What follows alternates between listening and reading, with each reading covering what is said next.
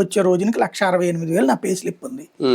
నేను అది వదులుకుని అంటే అప్పటికి ఛానల్ క్లోజ్ అయినా ఇంకో 2-3 ఆఫర్లు మీకు ఉన్నా కూడా వద్దనుకుని ఇక్కడ AP 24/7 వచ్చింది ఏంటి, ఇక్కడ ఒక ఛానల్ ని సక్సెస్ చేసి చూపించామంటే మిగతా ఛానల్ అన్ని ఇక్కడ పెట్టాల్సి వస్తుంది, ఆ పరిస్థితి సృష్టిద్దామని వచ్చాం.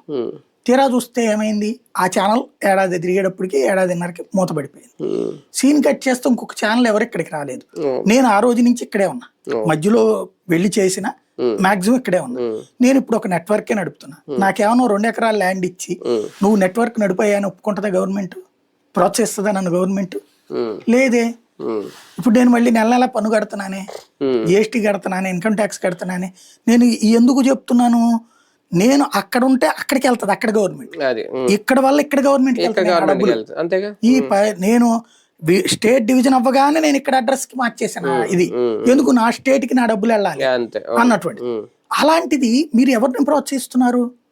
ఎవడో ధనవంతుని ప్రోత్సహిస్తున్నాడు. వాళ్ళు ఏం చేస్తారు, ఎప్పుడో 10 ఏళ్ల తర్వాతనో 25 ఏళ్ల తర్వాతనో వాడికి లాభం వస్తుంటే పెడతాడు, లాభం రాదంటాడు. ఎందుకు పెడతాడు? ఇది మనం ఆలోచించాల్సినటువంటి అంశం. అది ఆలోచించట్లేదు. ఇప్పుడు 10 కంపెనీలు వచ్చినప్పుడు ఆ 10 కంపెనీల్లో పనిచేయడానికి సిబ్బంది వచ్చినప్పుడు ఆ సిబ్బంది తింటానుకో వంటానుకో వాళ్ళకి ఇల్లు, వాళ్ళకి కావాల్సినటువంటి తినుబండారాలు, నిత్యావసర వస్తువులు, బట్టల, ఇట్లాంటివన్నీ ఆ సదరు షాపులు, ఇవి ఒక ఇది. మనకి ఇక్కడ ఏమైపోయిందంటే ఇప్పుడు ఇక్కడ ఒక ఇల్లు కొనాలన్నా ఒక స్థలం కొనాలన్నా దూలదీరిపోయే రేటు. ఇప్పుడు MSME పార్క్స్ పెట్టారు నిన్న, గుడ్, మంచిది.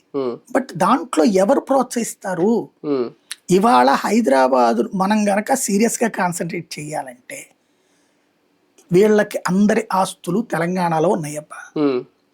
అయ్యి వీళ్ళు అమ్ముకునో లేకపోతే వాటిని గురించి ఆలోచించకుండా సిన్సియర్ ఎఫర్ట్ పెడితే మనకి వచ్చేవాళ్ళు తెలంగాణ వాళ్ళే. మన వాళ్ళు హైదరాబాద్ లో